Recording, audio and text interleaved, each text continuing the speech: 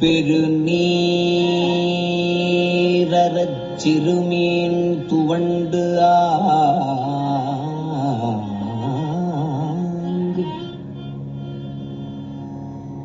நினை பிரிந்த வெறு நீர்மையேனை விடுதி கண்டாய்.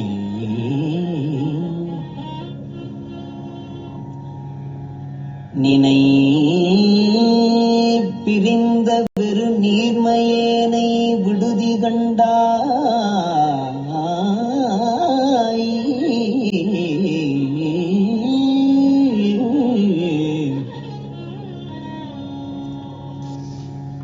வியன் கங்கை பொங்கி வருநீர் மடுவுள்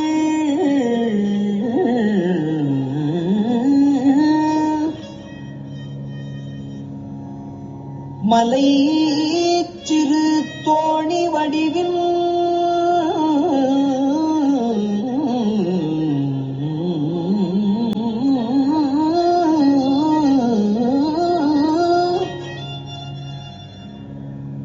கங்கை பொங்கி வருநீர் மடுவுள் மலை சிறு தோணி வடிவின் வெள்ளை குறுநீர் மதிபொதியும் சடைவான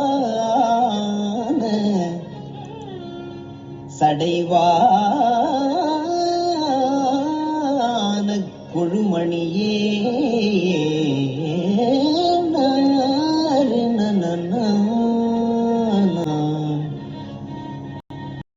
பலம் அரர்ம பார்வதி பதே அரர மகாதேவ தென்னாடுடைய சிவனே போற்றி எந்நாட்டவர்க்கும் இறைவா போற்றி. திருச்சிற்றம்பலம். ஒளியான திருமேனி உமிழ்தானா மிகமேவம் கழியார வரும் யானை கடல் நாழும் மறவாமல் அழியாழும் அல்ல தோவும் அடியார்கள் உளமாற வெளியாகு வலிதாய வினை கூட நினையாவே. திருச்சிற்றம்பலம். தில்லை குத்தபெருமான் திருவடிகளை சிறப்பேற் கொண்டு குருமகா சன்னிதானங்கள் பொற்பாதம் பணிந்து அடியவர் பெருமக்கள் பொற்பாதம் பணிந்து இன்றைய திருவாசக சிந்தனையிலே நீத்தல் விண்ணப்பம் என்ற ஒரு அருமையான பகுதியை, அதாவது பிரபஞ்ச வைராக்கியம், உயிர்களாகிய நமக்கு இந்த பிரபஞ்சத்தின் மீது ஒரு வெறுப்பு விட்டு விலகுதல், இது மாயையின் காரியம். விலகினால்தான் இறைவனோடு ஒன்றிக்க முடியும் என்பதற்காக மணிவாசக பெருந்தகையார் மிக அழகாக அதை நீத்தல் அப்படின்ற ஒரு வார்த்தையை போட்டு நீத்தல் விண்ணப்பமாக, அது நாம செய்ய முடியாது, இறைவனுடைய திருவடிக்கு விண்ணப்பமாக வைத்த ஒரு அருமையான ஒரு பதிகமாக கொடுத்திருக்கிறார். 50 பாடல்கள் கொண்ட அந்தாதி தொடையிலே கொண்டதான ஒரு அற்புதமான ஒரு பதிகமாக கொடுத்திருக்கிறார். இதில் போன தடவை நம்ம 25வது பாடலை பார்த்தோம். இதை நீத்தல் விண்ணப்பம் இதை சிந்திப்பதற்கு இன்றைக்கு திருவருளும் குருவருளும் கூட்டியமைக்க திருவருளுக்கும் குருவருளுக்கும் நன்றி கூறி போன தடவை 25வது பாடல் பார்த்தோம். எறும்பிடை நாங்கூழ் என புலனால் அரிப்புண்டு அலந்த வெறும் தமியேனை விடுதி கண்டாய். வெய்ய கூற்று ஒடுங்க உறும் கடிப்போது உமையே, உறும் கடிப்போது அமையே அப்படின்ற மாதிரி வரும். உணர் உற்றவர் உம்பர் பெரும் பதமே அடியார் பெயராத பெருமையனே என்பதாக ரொம்ப அழகாக அங்கே அமைச்சு கொடுத்துருக்கிறாரு. இந்த பாடலில் ஒரு எறும்பு கூட்டம் சேர்ந்து ஒரு புழுவை, நாங்கூழ்னா எலும்பு இல்லாத ஒரு புழு அப்படின்னு சொல்லுவாங்க. இன்னும் கூட இந்த நாக்கு பூச்சி அப்படிலாம் சொல்லுவாங்க. அதுக்கு எலும்பே இருக்காது, ஒரு சதை திரள் மட்டுமே இருக்கக்கூடியதாக இருக்கும். அது போன்ற ஒரு புழு, அதை எறும்பு கூட்டம் அரிச்சா எப்படி இருக்கும்? சதையை பூரா ஈஸியாக தின்னுடும், வெறும் கூடுதாக இருக்கும். அதுபோல் இங்கே புலன்களால் அரிப்புண்டாலந்தான் ரொம்ப அருமையான ஒரு பாடலாக. இதெல்லாம் மாயையின் காரியமாகிய இந்த பிரபஞ்சம் அது நம்மை மயக்கி மீண்டும் மீண்டும் மீண்டும் அறியாமையில் கொண்டு வந்து நம்மை சேர்க்கிறது. இது மீண்டும் பிறவிக்கு வித்தாக. இது காரணம், காரியம் என்னது? பிறவி, துன்பப் பிறப்பு, மீண்டும் மீண்டும் பிறவி எடுத்து அந்த பிறவியிலே உழலுதல் அப்படின்றது. இப்போ அதில் இருந்து நாம் வெளியே வரணும் அப்படின்னா என்னுடைய திருவருள் கூடி நிற்க வேண்டும். பெரும் பதமே அடியார் பெயராத பெருமையனே, உன்னுடைய திருவடி. அதான் ஏற்கனவே அந்த மெய் அன்பர்கள் அவர்கள் மேலானதாக பெற்றார்கள். அந்த வகையிலே யாமும் பெற வேண்டும், அந்த திருவடி சார்பு பெற வேண்டும் என்பதை அங்கே ஒரு அருமையாக வைத்தார். இப்போ அடுத்த பாடலில் 26வது பாடலில் சொல்கிறார் பாருங்க. பெரு நீர் அற சிறு மீன் துவண்டு ஆங்கு நினை பிரிந்த வெறு நீர்மையேனை விடுதி கண்டார். வியன் கங்கை பொங்கி வரு நீர் மடுவுள் மலை சிறு தோணி வடிவின் வெள்ளை குறுநீர் மதி பொதியும் சடைவான கொழுமணியே. நல்ல ஒரு ஓமை கொடுத்துருக்கிறாரு. எப்படிப்பட்ட ஓமை அப்படின்னா, பெரு நீர் அப்படின்னாரு. பெரு நீர் அப்படின்னா ஒரு பெரிய ஆறு, ஏராளமான தண்ணியை கொண்ட ஒரு ஆறு. இதில் வாழக்கூடிய உயிரினங்கள், அதில் உயிரினம்னாலே தண்ணினாலே நமக்கு மீன் தானே ஞாபகம் வரும். மீன் சந்தோஷமாக இருக்குது. அந்த பெருநீர்ன்றது ஆற்று நீர்னு வச்சுக்கோங்களேன். ஏராளமான தண்ணி இருக்குது. இல்லை ஒரு குளத்துல கூட நிறைஞ்சி தண்ணி இருந்துச்சுன்னு வைங்களேன். இப்போ அந்த மழை பெஞ்சதுன்னா குளத்துல தண்ணி நிறைஞ்சிடும். அப்போ அதில் இருக்கிற உயிரினங்கள், எல்லா உயிரினங்களுமே, அதில் மீன் என்பது ரொம்ப பிரதானமானது. அது சந்தோஷமாக துள்ளி விளையாண்டுக்கிட்டு அவ்வளோ அழகாக இருக்கும் அந்த மீன் கூட்டங்கள்லாம். இப்போ இதே தண்ணி, நிறைஞ்சி இருக்கிற தண்ணி குறைஞ்சிட்டு வற்றிட்டு, வெயில் காலங்கள்லாம் குளம்லாம் வற்றி வறண்டிடும். குளம் மட்டும் என்ன, ஆறே வற்றிடும். நம்ம வைகையெல்லாம் பார்த்திங்கன்னா மழை பெஞ்சாதான் தண்ணி, இல்லைன்னா வெறும் மணல் தான் கிடக்கும். அப்போ யோசிச்சு பாருங்கள், அந்த இடத்துல இருக்கிற அந்த உயிர்கள் எது? இந்த மீன் கூட்டங்கள். மீன் மட்டும் இல்லை, சிறு சிறு சிறு சிறு சிறு உயிர்கள் எல்லாமே. இப்போ இந்த இடத்துல சிறு மீன் தான் கொடுத்துருக்காரு மாணிக்கவாசகர். இவ்வளோ ஒரு அருமையான ஒரு வார்த்தையை கொடுத்துருக்காரு. அங்கே இருக்கக்கூடிய மீன்லாம் அதுக்கு எங்கே போகும் யோசிச்சு பாருங்க. ஒரு வீட்டில் குடியிருக்கிறோன்னா வீட்டை உடனே காலி பண்ணுங்க அப்படின்னா எங்கே போவாங்க? அப்படி கண்ணீர் மல்க, ஐயோ இந்த வீடு போயிட்டுனா நான் இன்னொரு வீடு எங்கே தேட? இந்த மீன் கூட்டங்கள் எங்கே போகும் யோசிச்சு வருங்க. அந்த நிலைமையை கொண்டு வர்றார், அருமையான ஒன்றை கொண்டு வர்றார். பெருநீர் அற, அந்த வெள்ளம் நீங்கிய மாத்திரத்தில் சிறு மீன், அதில் இருக்கக்கூடிய சிறு சிறு சிறு சிறு உயிரினங்கள், அது இந்த இடத்துல மீனாக சொல்லப்படுகிறது. அப்போ இந்த நிறைய நிறைஞ்சு இருக்க தண்ணி குறைஞ்ச மாத்திரத்தில் இந்த சிறு மீன் என்ன ஆகும் அப்படின்னா துவண்டு போகும், ரொம்ப துவண்டு போகும். என்ன ஒரு துன்பம் அதுக்கு. அவ்வளோ நல்லா இப்போ நிறைய தண்ணியில் விளையாடி ஓடி ஆடி விளையாடி இருந்த மீன் கொஞ்சோண்டு குட்டை மாதிரி இருக்க தண்ணி, அதுக்குள்ளே அந்த சேரும் சகதியுமாக கிடக்கு. சில நேரம் அது கூட இல்லாமல் போயிடும். இல்லாமல் போனால் அது உயிர் போயிடும் வைங்களேன், உடம்பு இருக்காது போயிடும். ஆனால் கொஞ்சோண்டு சேரும் சகதியுமாக இருக்குது. இதில் துள்ளவும் முடியாது, விற்கவும் முடியாது. துள்னா இங்கிட்டு வெளியே வந்து விழுந்துடும். அதனால் அதுக்குள்ளேயே அது நல்ல நீச்சல் பழகி அழகாக இருந்த இடம் போய் இவ்வளோண்டு சேரும் ஜகதியுமால எவ்வளவு கஷ்டம் பாருங்க. அதை ரொம்ப அழகாக இங்கே சொல்கிறார். எப்படி ஒரு பெருநீர் அற நீங்கிய, பெருனா நிறைய நீர் நிறைஞ்சிருக்கு, அது நீங்கிய மாத்திரத்தில் ஒரு சின்ன மீன் துவண்டு அந்த துன்பத்தில் ஆழ்ந்து ஆங்கு அந்த இடத்த விட்டு பிரிய முடியாது. நம்ம அந்த மீன் எப்படி போக முடியும்? தாவி குதிச்சுட்டா போக முடியும். அதுபோல தான் இந்த உடம்பை கொடுத்துட்டாரு சாமின்னா, உடம்பை விட்டுட்டு எங்கிட்டுங்க போகிறது? நம்ம உடம்புக்குள்ளே இருந்து துன்பத்தை அனுபவிக்கிறதுக்கு தான் இந்த சாமி உடம்பை கொடுத்து உலகத்தை கொடுத்துருக்காரு. இப்போ சிறுமின்றது நம்ம தான், பெருமைன்றது இறைவன் தான்.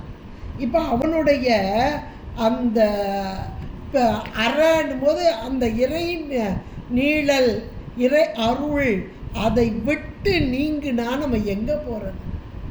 எவ்வளோ ஒரு அருமையான ஓமையை கொடுத்துருக்காரு பாருங்க. ஆங்கு நினை பிரிந்த வெறு நீர்மையேனே, உன் திருவருளை விட்டு கொஞ்சம் இறைவன் ஒரு காலம் விலக மாட்டான். உயிர்களை விட்டு ஒரு காலம் விலகுதல் என்பது கிடையாது. ஆனாலும் இந்த திருவருள் அதனோடு ஒன்றிக்கணும். அதை ஒன்றிக்காமல் இந்த உலக விடயங்கள்லேயே சென்று கொண்டு இருத்தல் அப்படின்றது தான் கொஞ்சம் நீங்குதல். அதை இந்த ஓமை மூலமாக நமக்கு எடுத்து சொல்கிறார்.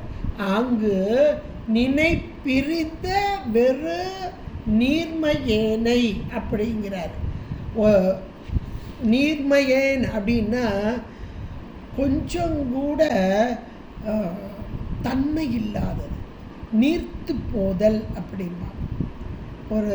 ஒரு பொருளில் பாலே வச்சுக்கோங்களேன், தண்ணி நிறைய ஊற்றிட்டா அந்த பாலுடைய சுவையே இல்லாமல் போய்.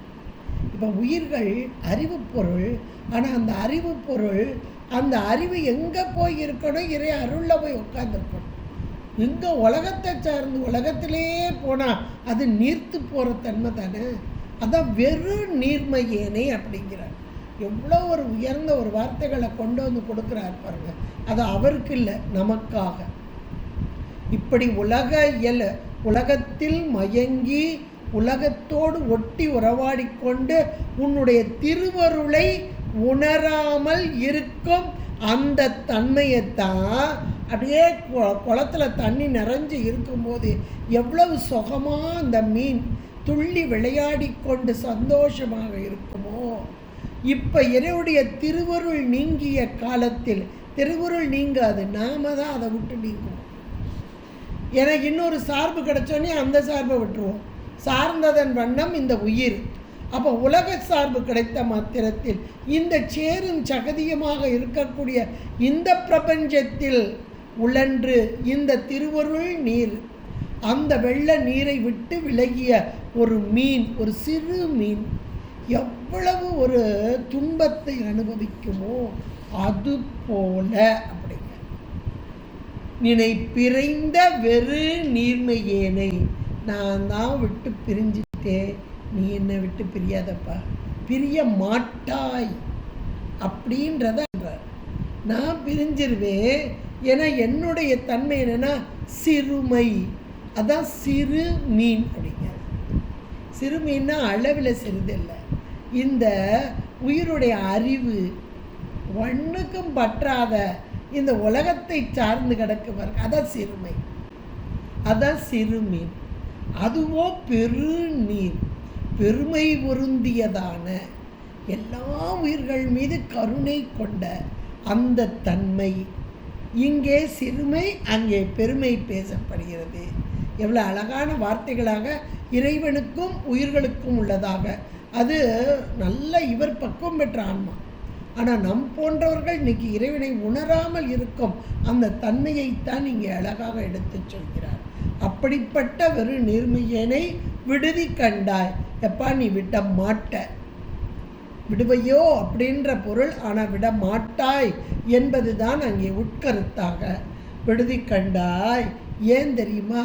அவன் விடமாட்டான்றதுக்கு ஏதாவது ஒரு அத்தாரிட்டி கொடுக்கணும்ல, கொடுத்தா தானே அவன் விடமாட்டான் அப்படின்றது நமக்கு புரியக்கூடியதாக வரும்.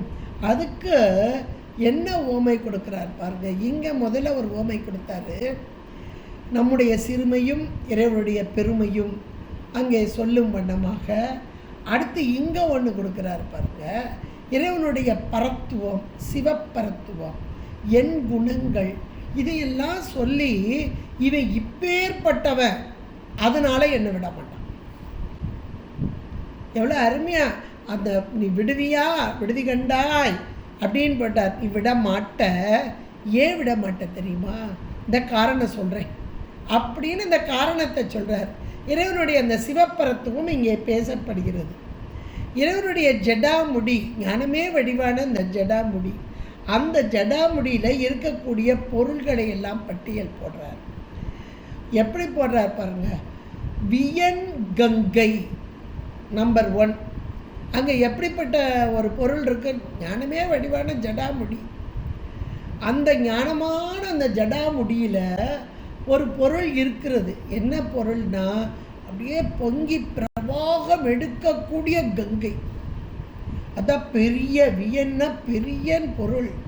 வியன் கங்கை அப்படின்றது அளவிட முடியாத ஏராளமான நீர்.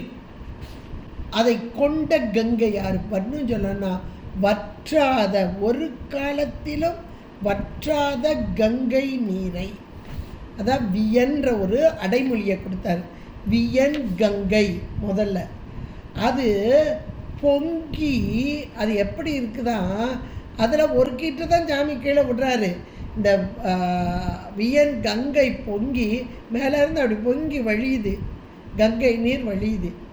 பொங்கி வரு நீர் அதிலிருந்து அப்படி வருது இல்லையா தண்ணி, அது எங்கே போகுதான்? மடு. மடுன்னா சின்ன குட்டை. அதில் இங்கேருந்து வர்ற அந்த தண்ணி பொங்கி வரு நீர் பக்கத்தில் இருக்கக்கூடிய ஒரு சின்ன மடு, அதில் தண்ணி இது போய் அப்படியே நிறையுது. அது எப்படி இருக்குன்னா ஒரு சின்ன தோணி மாதிரி இருக்கான். அந்த மடு எப்படி இருக்குது? ஒரு சின்ன தோணி, போட் அப்படிம்போங்க இல்லையா, இது தோணி மாதிரி இருக்குதான். நல்ல எவ்வளோ ஒரு அருமையான ஒரு கற்பனை நயமோ, ஒரு அருமையான ஓமை, நமக்கு ஏற்ற ஓமையும் கொண்டு வந்து கொடுக்குறாரு பாருங்க. இறைவனுடைய ஜடாமுடி, அதில் இருக்க பொருள்கள், அதனுடைய பெருமைகள், இதையெல்லாம் நமக்கு அந்த இறைவனுடைய பெருமை, நம்முடைய சிறுமை, இதெல்லாம் சேர்த்து சொல்வது போல அருமையான ஒரு ஓமையை கொடுக்குறார். அதில் வியன் கங்கை பொங்கி வரு நீர், வரக்கூடிய நீர், வரும் நீர், இது வினைத்தொகையாக நம்ம எடுத்துக்கலாம். வரு நீர், அதை அப்படியே அண்டர்லைன் பண்ணி வச்சுக்கோங்க. வரு நீர் மடு அப்படின்றது.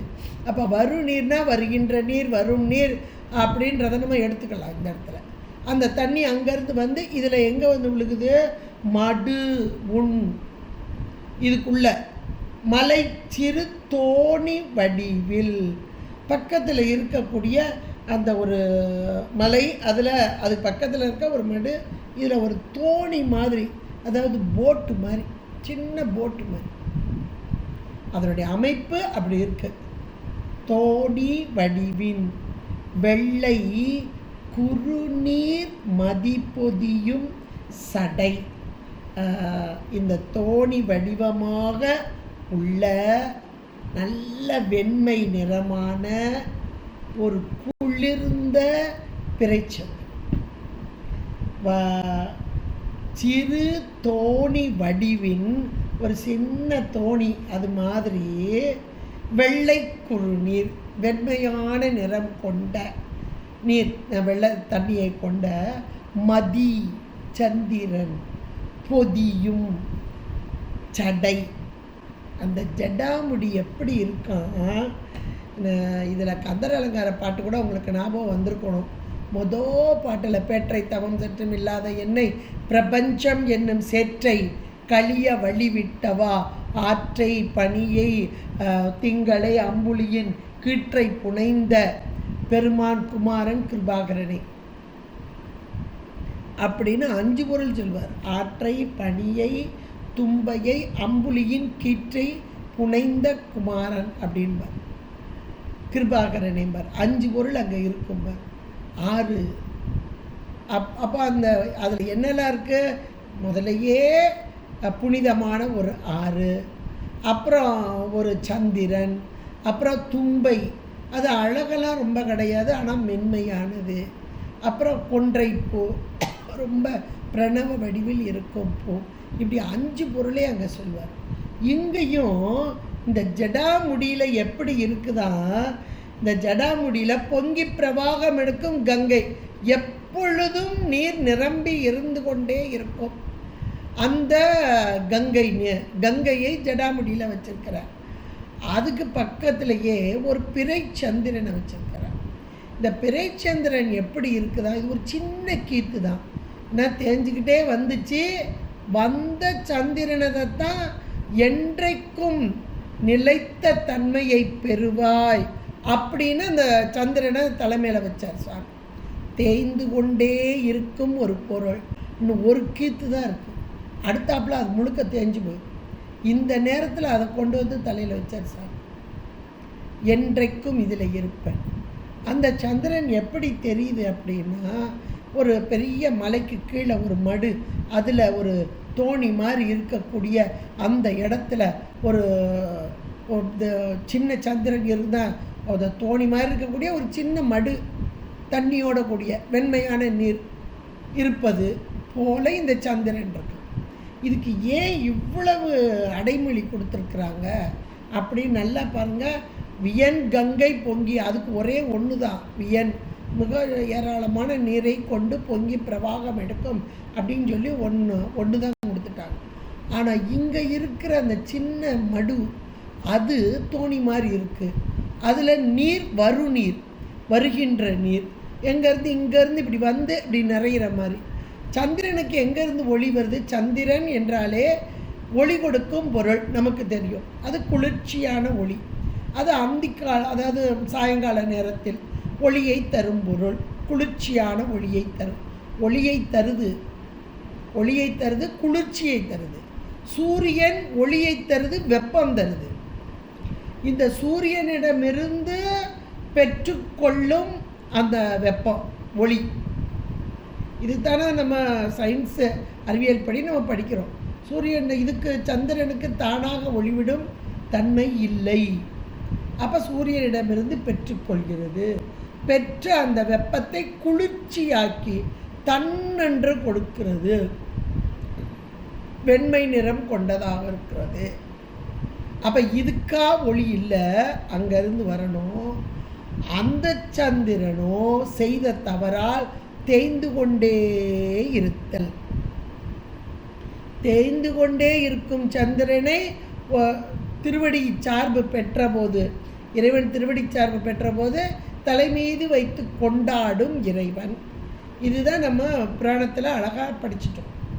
இப்போ இதே கான்செப்டை இங்கே கொண்டு வர்றாங்க பாருங்க. எப்பா, நீர் எப்படிப்பட்டவர்? பெரு நீர்னு முதல்ல சொல்லிட்டார். ஒரு காலமும் வற்றாத நீர். அப்போ அறிவு நிறைந்த, பேராற்றலும் பேரறிவும் கொண்ட பொருள் பரம்பொருள், தன்வயமுடைமை, சுதந்திரத்தன்மை, இது எல்லாமே சாமிக்கு அதில் வச்சிடலாம். இப்போ இந்த இடத்துல மேலே எப்படி இருக்க சாமியோடைய இதில் என்ன சொல்கிறார் பாருங்க. வியன் கங்கை பொங்கி, அந்த கங்கை சதா காலமும் நீர், ஒரு காலமும் வற்றாத ஜீவ நதினா கங்கை. இதுக்கு எங்கேருந்து தண்ணி வருது அப்படின்னா, மலையிலேருந்து சதா காலமும் வந்து கொண்டே ஓடிக்கொண்டே இருக்கும்.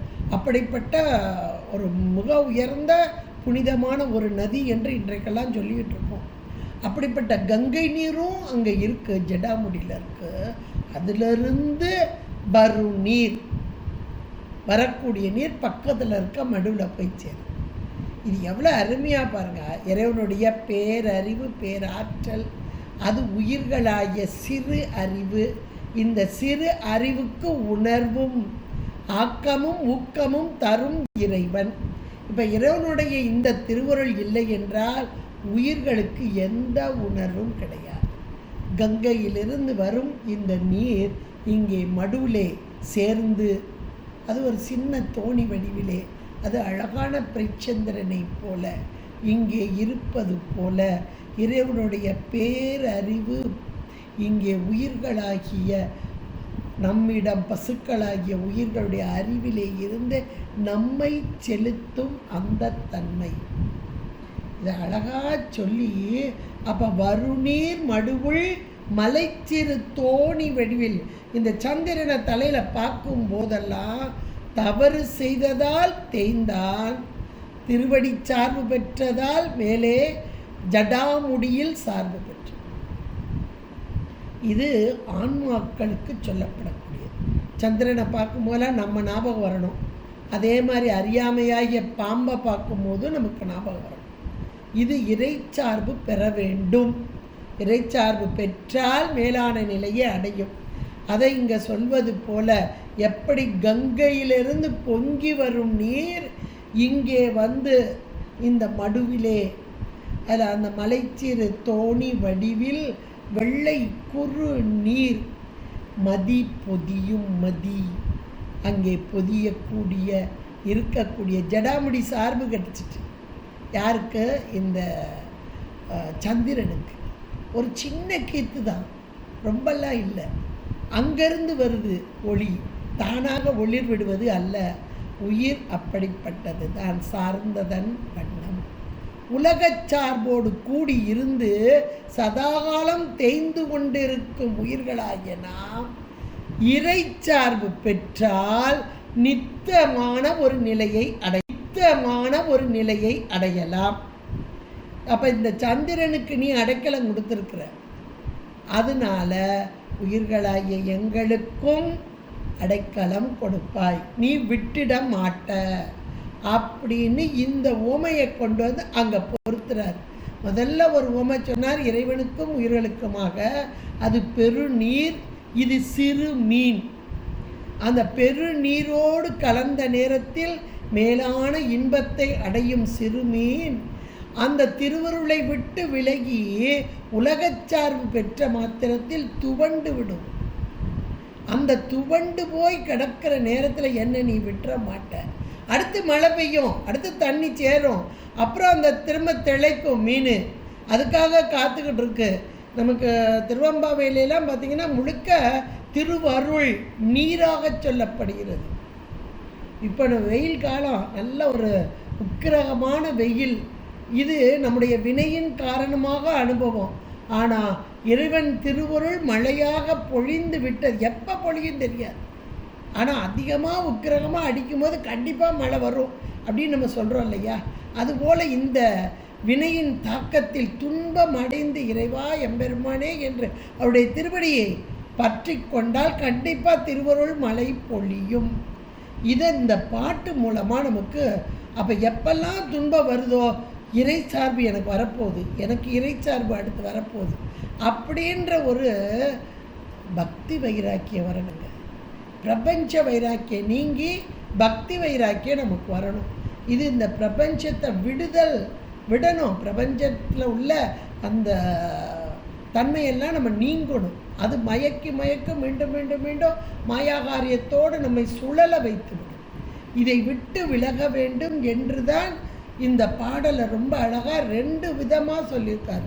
முதல்ல அந்த சிறு மீனாக்கி, தன்னை சிறு மீனாக்கி, தன்னைனா அவர் கிடையாது, நம்ம தான் சிறு மீனாக்கி துவண்டு போய் இந்த உலக காரியத்தில் நம்ம துவண்டு போய் எவ்வளவு கஷ்டத்தில், அப்பா இதை விட்டு நான் என்னைக்குப்பா வெளியே வரப்போகிறேன் இந்த துன்பத்திலேருந்து அப்படின்னு நம்ம எவ்வளோ மனசுக்குள்ளே வேதனையோடு இருக்கோம். இந்த நிமிஷம் நம்ம நினைக்கணும், சாமி இங்கே தான் இருக்கார். ஒரு மழை பெஞ்சிட்டா தண்ணி நிறைஞ்சிரும். தண்ணி நிறைஞ்சிட்டா அந்த மீனுக்கு சந்தோஷம் வந்துடும். அப்போ திருவருள் சார்பு கிடைக்கும் நாள் என்றைக்கு அப்படின்னு காத்துக்கிட்டு இருந்தால் ஒரு பொருள் நமக்கு கண்ணுக்கு தெரியுது. இறைவனுடைய ஜடாமுடி தெரியுது, அங்கே இருக்க கங்கை தெரியுது, பொங்கி பிரவாகம் எடுக்கும் கங்கை தெரிகிறது. வியன் கங்கை பொங்கி, அது அப்படி பொங்கி வழிகிற தன்மை தெரிகிறது. அப்போ பொங்கி வழியுதுன்னா இங்கே கீழே வந்து சேரப்போகுது. எங்கே வந்து சேரப்போதான்? மலைச்சிறு தோணி வடிவின் வெள்ளை குறுநீர். இங்கே வந்து மடுவில் வந்து நிறைய போகுது. மடு அப்படின்னா வருநீர், அங்கேருந்து வந்தால் தான் இங்கே மடு நிறையும். இங்கே வந்து நிறைய, அது போல மதிப்பொதியும் சடை. இங்கே ஜடாமுடியில் இருக்கிற ஒரு பொருள் இன்னொன்று இருக்கு. அது எது அப்படின்னா சந்திரன். அப்போ அந்த சந்திரனுக்கு ஒளி எங்கேருந்து வருது? சூரியன்லேருந்து வருது. இந்த சந்திரன் ஆன்மா என்று எடுத்துக்கொண்டால் ஆன்மாவுக்கு அறிவு, அது அறிவு பொருளாக இருந்தாலும் அறிவித்தாலன்றி அறிய ஒண்ணாத ஒரு பொருள். அப்போ அந்த அறிவு இறை அருள், இறைவன் உள்ளிருந்து நடத்துதல். அது முதல்ல உலகச்சார்பு பெறுகிறது வினையின் காரணமாக, மலத்தின் காரணமாக. அந்த உலகச்சார்பில் துவண்டு போய் கிடக்கு. இந்த மலம் சற்று தேய்ந்து வினை நீங்கிய காலத்திலே அப்படியே வெள்ளம் அப்படி நிறைஞ்சு இருக்கும்போது உள்ள இருக்க சிறுமீன் அப்படியே அழகாக துள்ளி குதித்து விளையாடுவது போல இங்கே ஆன்மாக்களாகிய நாம் இறை அருள், இறை சார்பு எப்பொழுது பெறுவோமோ கண்டிப்பாக நமக்கு கிடைக்கும். ஏன்னா இந்த ஜடாமுடியிலே இருக்கும் அந்த ஒரு பொருள், என்ன பொருள்? மதி, பொதியும் சடை. மதி என்றால் சந்திரன்.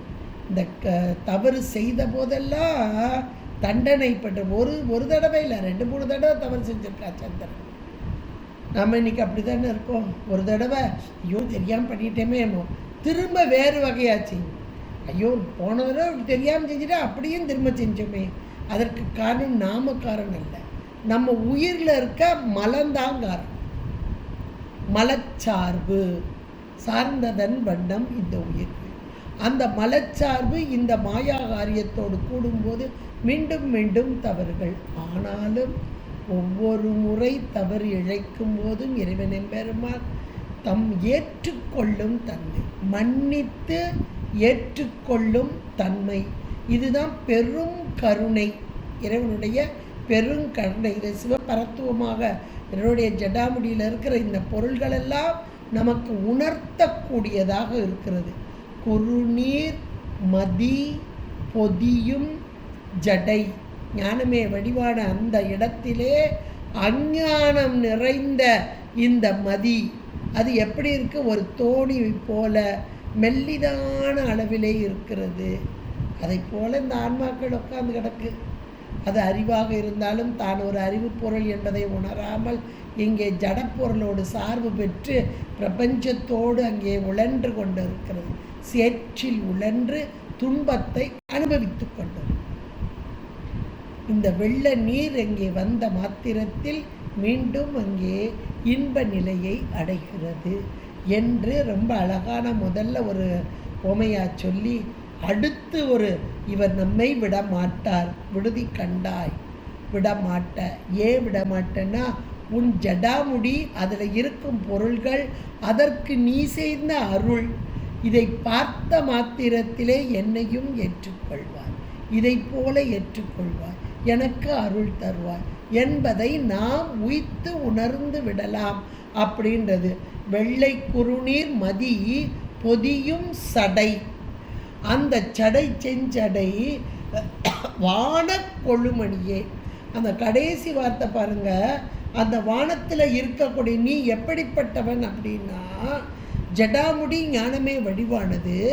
அந்த ஜடாமுடியில் இருக்கும் ஒரு பொருள் மதி என்று பெயர் பெற்றாலும் அது குளிர்ச்சியான கிரணங்களை கொடுத்தாலும் தானாக கொடுக்காது. அதுக்கு எங்கேருந்து வருது? சூரியன். இந்த உலகத்து சந்திரன் சூரியன் எடுத்துக்கிட்டால் சூரியனிடமிருந்து வருகிறது. இந்த ஆன்மா, அந்த ஆன்மாவுக்கு அறிவு சார்பு அறிவு பொருளாக இருந்தாலும் அறியாமையில் வளருது. அப்போ அறிவு சார்பு எப்போ கிடைக்கும்னா, இதோ நீ வானத்தில் இருக்கக்கூடிய கொழுமணி. கொழுமணி அப்படின்னா சூரியன், சிவசூரியனாக வானத்திலே இருக்கக்கூடிய சூரியனாக. ஏன் அந்த கொழுமணி என்று சொன்னார்கள் அப்படின்னா, வானத்தில் இருக்கிற சூரியனை கூட மறைப்பதற்கு ஒரு கோள் வருகிறது, கேது அப்படின்னு ஒரு கோள் வருது. அது சில நேரங்களில் மறைக்குது. அதாவது இந்த பௌதீக சூரியன் என்று சொல்லக்கூடிய உலகத்து சூரியன். ஆனால் இறைவன் எப்படிப்பட்டவன்னா கொழுமை. கொழுமை என்றால் ஒரு காலும் மறைக்கப்படாத. அப்படியே இது இறைவனுடைய சிவபரத்துவம் சொல்லப்படுகிறது. எப்பொழுதும் ஒளி விடக்கூடிய, யாராலும் மறைக்கப்படாத சிவச்சூரியனாக எப்பொழுதும் கண கண கண கண கண ஒளி விட்டு கொண்டே இருக்கும். அந்த ஒளிக்கு யாரேனும் ஒளி தருவார்களா? கிடையாது. சுயமாக. இதுதான் அந்த இறைவனுடைய பேராற்றல், பேராற்றல், தன்மயமுடைமை, இதெல்லாம் அதில் பொருந்தி. இது சிவச்சினை. இந்த உலகத்து பௌதிக சூரியனை கூட மறைக்கிறதுக்கு ஒரு கோள் வருது, கேதுன்னு ஒன்று வருது. ஆனால் இந்த சூரியன் எப்படிப்பட்டது அப்படின்னா, மணி என்றால் இந்த இடத்துல ஒளிவிடக்கூடிய பேரொளி பிழம்பான, அது கொழுமணியாக, ஒரு காலும் மறைக்கப்படாத கொழுமையான அந்த சூரியனாக, சிவச்சூரியனாக, ஞானமே வடிவான பரம்பொருளாக. ஏன்னா அஞ்ஞானத்தில் கிடக்குது எது? ஆன்மா. மீண்டும் மீண்டும் மீண்டும் மாயைன்ற ஜடப்பொருளோடு உலண்டுக்கிட்டு அஞ்ஞானத்தில் கிடக்குது. இதை நீக்கணும்னா இந்த சிவச்சூரியனுக்கு ஏதேனும் மறைப்பு ஏற்பட்டால் அதுவே இதை மாற்ற முடியுமா? முடியாது. அதனால் இது மாறாத தன்மை, நிறைந்த தன்மை, பேராற்றலும் பேரறிவும் பெரும் கருணையும் கொண்ட தன்மை, சுதந்திரத்தன்மை. மற்றவங்களால் இதுக்கு கிடையாது. தானாக ஒளிரக்கூடிய தன்மை. இதெல்லாம் இந்த சிவச்சூரியனாகிய இறைவன் எம்பெருமான். அதைத்தான் கொழுமணி அப்படின்ற ஒரு வார்த்தையில் கொண்டு வந்தார். நல்ல ஒரு அருமையான. அப்போ இப்படிப்பட்ட பொருளை பார்க்கும்போது இது என்னைக்கு எனக்கு தந்துடும், நான் என்னைக்கு தேஞ்சி தான் இருப்பேன். ஆனால் இந்த பொருள் எனக்கு அறிவை தரும். அறிவு என்பது தெளிவான அறிவு வேணும். நல்ல அறிவாக தெளிவான அறிவு வரும். அந்த தெளிவான அறிவு எப்படி வருது அப்படின்னா, அதுதான் நீங்கள் வருநீர்னு ஒன்று இருக்குது பாருங்கள், அதை அண்டர்லைன் பண்ணியிருப்பீங்கன்னு நினைக்கிறேன். அது அந்த வினைத்தொகை அப்படின்றத பார்த்தோம். இது எங்கேருந்து வருது? கங்கை பொங்கி வருநீர். இன்னைக்கு கங்கை என்பது ஜடாமுடியின் சார்பு பெற்றதால் இது புனித வாய்ந்தது, மேலான நிலையில் உள்ளது. அந்த மேலான சார்பு இந்த பக்கத்தில் இருக்க மடு, அந்த மடுவில் இருக்கக்கூடிய அதுக்கு கிடச்சிருக்கு. அதுபோல இங்கே கொழுமணியாக இருக்கக்கூடிய சிவச்சூரியன் இறைவன் எம்பெருமான் பேரறிவு. அந்த பேரறிவிலிருந்து வரக்கூடிய கிரணங்கள் இங்கே மதி ஒரு சந்திரனுக்கு கிடைப்பது போல, இங்கே கங்கையிலேருந்து வரக்கூடிய தண்ணி சுத்தமான தண்ணி, எல்லா அழுக்கையும் நீக்கக்கூடிய தண்ணி. இந்த மடுவில் சின்ன தோணி போல இங்கே ஒவ்வொன்றையும் நீங்கள் அப்படியே ஒவ்வொன்றா பிரித்து பாருங்கள். கொழுமணி என்ற மாத்திரத்தில் சிவச்சூரியன், அதிலிருந்து ஒளிக்கற்றைகள் இந்த மதி, அந்த மடுவை போல உள்ள மதி சந்திரன். இந்த சந்திரன் எங்கே இருக்கு? ஜடாமுடியில். இது ரொம்ப முக்கியம். அதாவது இறை சார்பு பெற்ற மதி, இறை சார்பு பெற்ற மதி. முதல்ல தப்பு செஞ்சது, தவறுன்றது உயிர்களுக்கு உலக சார்பு, மாயையோடு கூடி. இது பிரபஞ்ச வைராக்கியம் தானே இந்த நீத்தல் விண்ணப்பன்றது. முதல்ல சந்திரன் தவறு பண்ணது, திரும்ப திருவடி சார்பு பெற்றது. அதே போல பிரபஞ்சத்தோடு உழண்டு கொண்டிருக்கும் ஆன்மா இப்போ திருவடி சார்பு பெற்ற மாத்திரத்தில் இங்கிருந்து வரும் அருள், அறிவு, பேரறிவு பொருளாகிய சிவச்சூரியன் இந்த ஆன்மா என்ற இந்த மதி சந்திரனுக்கு கொடுக்கக்கூடிய அந்த அருள் எப்படி இருக்கான்? தன்னென்று குளிர்ச்சியாக. அருமையான ஒரு கான்செப்டை ரொம்ப அழகாக சொல்கிறார்.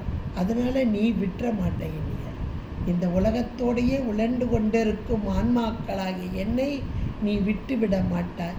என்றைக்காவது ஒரு நாள், இந்த பிறவி இல்லை, எத்தனை பிறவி எடுத்தாலும் ஏதோ ஒரு பிறவியிலே என்னை சேர்த்து கொள்வாய். உன்னுடைய திருவருளில் அங்கே மூழ்கும் நிலை, திருவருளோடு ஒன்றிக்கும் நிலை இந்த ஆன்மாவுக்கு கிடைக்கும் அப்படின்னு கன்ஃபார்மாக போட்டு சொல்லிட்டார். அருமையான பாட்டு, அப்படி சிந்திச்சு பாருங்க. பெருநீர் அற சிறுமீன் துவண்டு ஆங்கு. ஆங்குனா இந்த இடத்துல நம்ம ஆங்குன்னா உடல் சார்பு எடுத்த உயிர்கள்.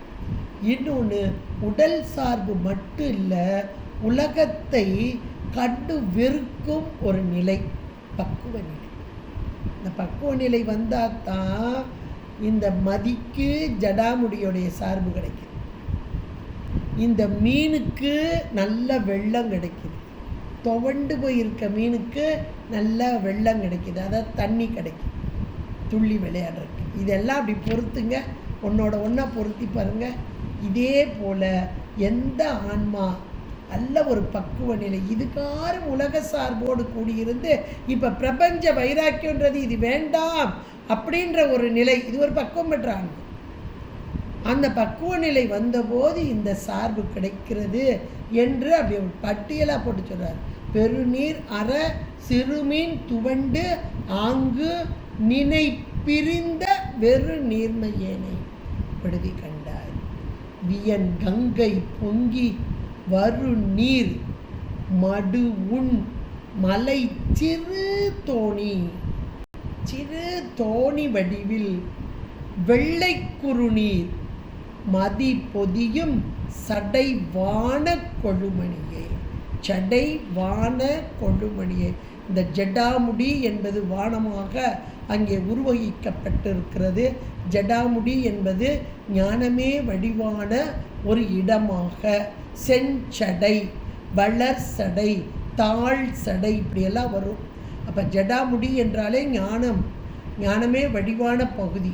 அந்த சடைவான அதில் இருக்கக்கூடிய கொழுமணி, ஒரு காலமும் மறைப்பு தேய்வு எதுவும் இல்லாத கொழுமையாக இருக்கக்கூடிய சிவச்சூரியனாக கொழுமணியே அப்படி ஒரு ஏகாரத்தில் கொண்டு முடிக்கிறார். அப்படிப்பட்ட இறைவன், அந்த இறை சார்பு பெற்ற ஆன்மாக்கள் அந்த இறை அருளோடு கூடி மேலான இன்பத்தை அனுபவிக்கும், நீ ஒரு கால விடமாட்ட அப்படின்னு இந்த பாடலை ரொம்ப அழகாக நமக்கு கொண்டு ஒரு உவமை உருவகம் இதெல்லாம் கொண்டு வந்து கொடுத்துருக்காருன்னா மாணிக்கவாசகர் எவ்வளோ உணர்ந்திருக்கார் பாருங்க. நமக்கும் உணர்வு வரும் காலம் ஒன்று வரும், அது எந்த காலம் சொல்ல முடியாது, எந்த பிறவியிலும் சொல்லும், ஆனால் கண்டிப்பாக நமக்கு கொடுப்பார் சார்.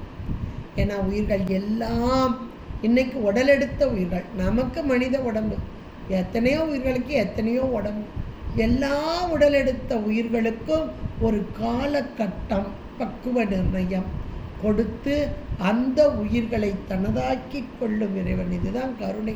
அந்த கருணையை இவங்க உணர்ந்தாங்க, இவங்க அனுபவிச்சாங்க, உணர்ந்தாங்க.